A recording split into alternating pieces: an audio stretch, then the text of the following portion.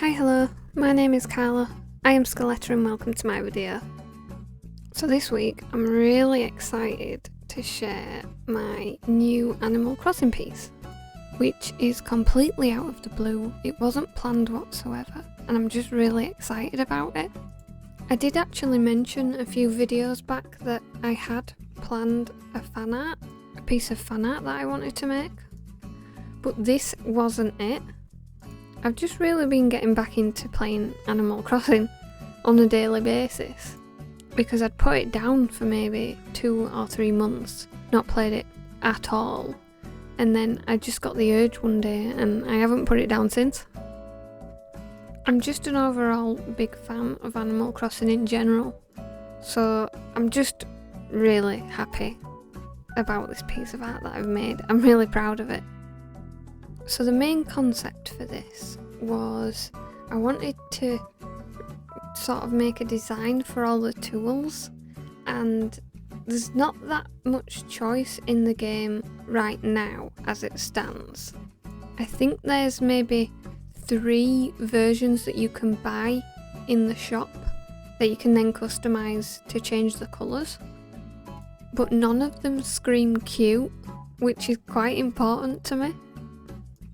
And the inspiration behind the colours and the overall look of what I've drawn is the Dreamy Sweater, which is a jumper that you can get within the game, and it is what it is. It is a dreamy sweater.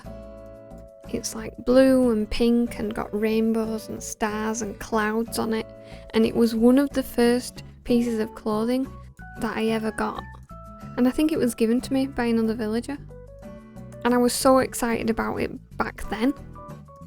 And this just gives you a little insight into how my brain works, because if anything looks remotely like that sweater, I love it. It just makes me happy. Those kinds of colours together, the clouds, the stars, anything that's remotely cute or dreamy like that sweater, I am gonna love it. So that's why I decided to design my own tools. These are my dream tools, literally. So when I was first coming up with the sketch, I had to decide which tools I wanted to design. And you might have noticed that the pole and the ladder are missing because I personally don't use them that much, and I don't think many people will, other than going to mystery islands, and I just didn't feel that creative when I was trying to think of a design for them. So I took those 2 out and instead replaced them with an umbrella, which completely goes against what I've just said about not using the pole or ladder that much, because I pretty much never use an umbrella. And you can't really call an umbrella a tool, although it does shield you from the rain. That doesn't affect you in any way whatsoever, and there's absolutely tons of umbrella designs that I like. But I just thought it was a nice idea to include it. So I obviously use references to design these tools, but the fishing rod, if you actually look at a picture of it, you can't see the fishing line. It just doesn't exist. And I did start by adding one in because obviously it's more realistic that way, but it just didn't look right. So I just did it Animal Crossing style and made it invisible. Although I'm really happy with how they've turned out, every single star was the worst to draw. I just really struggle with them. And even when you do the 5-point star, like point to point all in one go without taking the pen off, the star is not symmetrical. So you'll see I have to sort of double it up and flip it to make it look even on both sides. Otherwise it's just skewed. And I've added quite a lot of stars in this piece, and every single star was in a different position, different perspective, different sort of look and design, and I just had a really bad time. And by bad time I just mean me pretend crying and then working it out quite quickly and easily. But I just need you to know how hard I worked to get those stars looking right.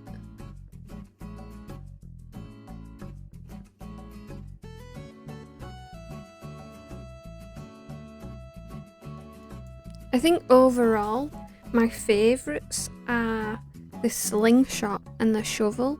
I think the slingshot, I did spend so much time trying to get like the two top bits. I wanted them to be heart shaped at the end, but I couldn't work it out in my head how it would look further down. So I spent way too long trying to manipulate it. But in the end I think it looks absolutely fine.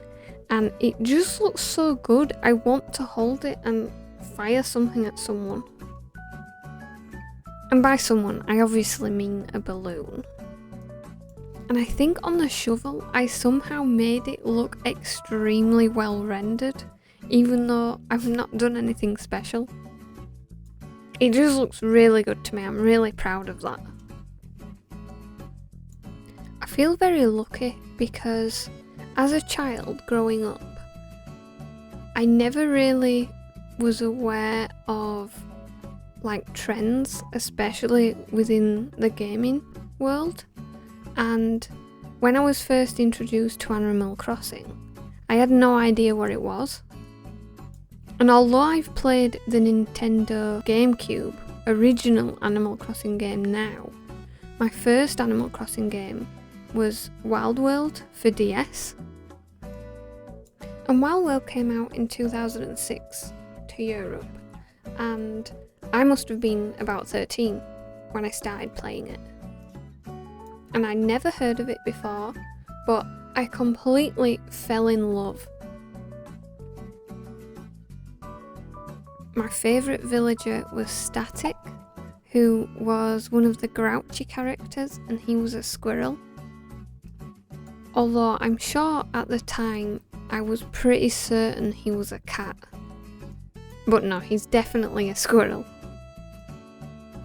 So I played Wild World for quite a long time, and within that time, City Folk came out for Wii. And I never got to play that because the main thing that put me off was when the trailers were coming out. I remember getting the distinct impression that you were expected to play with other people. And I had no one to play it with.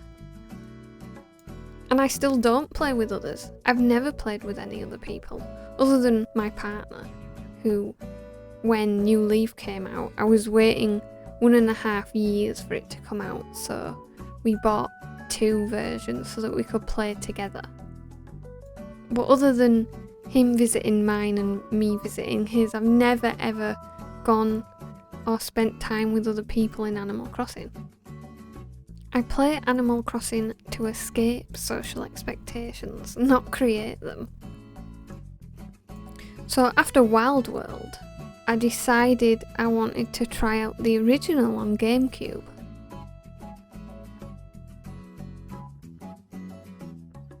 And my favourite villager on the GameCube version was Rasha, another cranky character.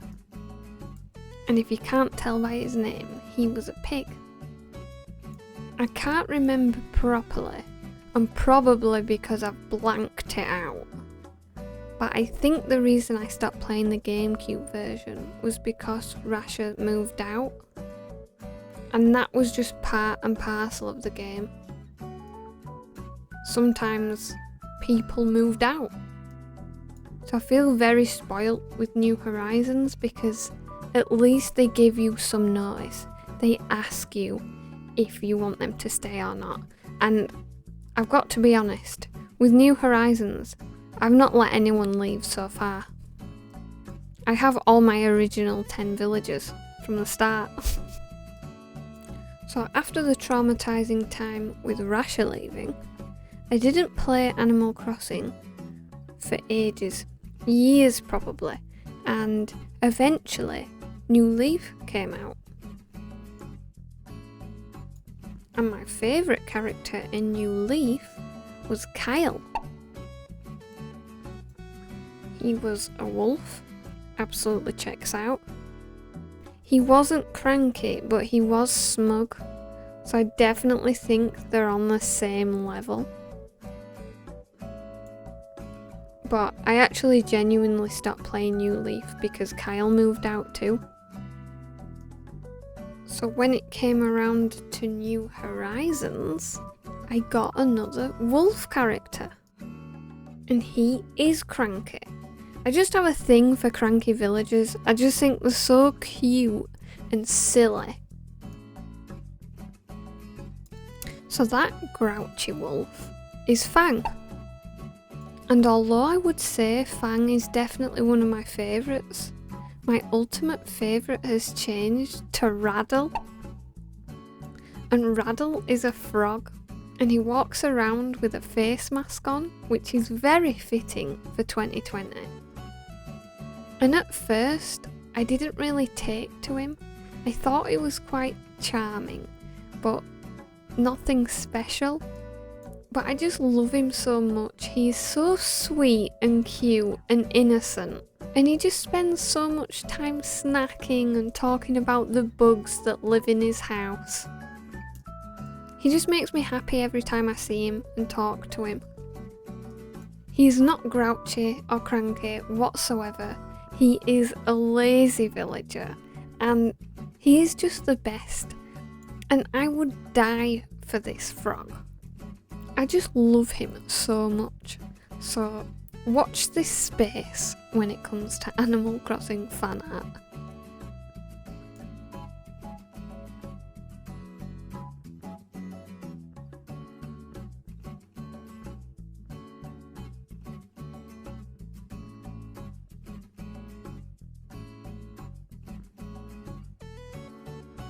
One of my favourite parts of Animal Crossing, which is actually missing from New Horizons, is the cafe and Brewster the pigeon that worked there. He was one of my favourite characters of all time when playing Wild World, and he did appear in New Leaf too. But the cafe used to be where KK Slider performed, and to me back then, seeing KK Slider was such a rarity because he did still show up every Saturday night, but it was so rare for me to be playing Animal Crossing that late on a Saturday night in general. So I feel like I hardly ever got to see him unless I made a special effort. But back then, it never even occurred to me to go onto the internet to find out the official KK songs. I would just type in a random word to see if a song would play. And one thing I love about New Horizons is that it's introduced me to KK Jongara, which I do believe was in New Leaf, but I hadn't heard it until New Horizons. And it is the absolute best. I love it so much. I believe Jongara is a type of old Japanese folk music, which is normally performed using shamisen, and I'll always enjoy listening to that kind of music.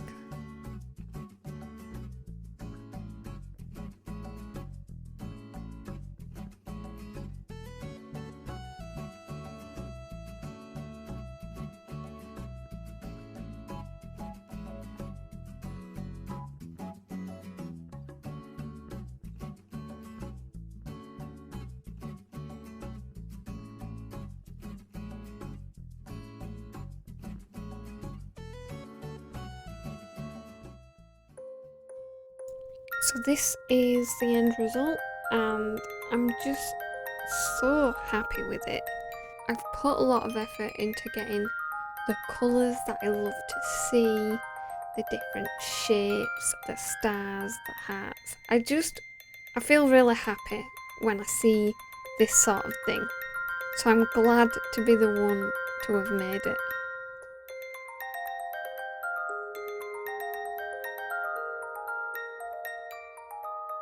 Jasper's back and he says hello.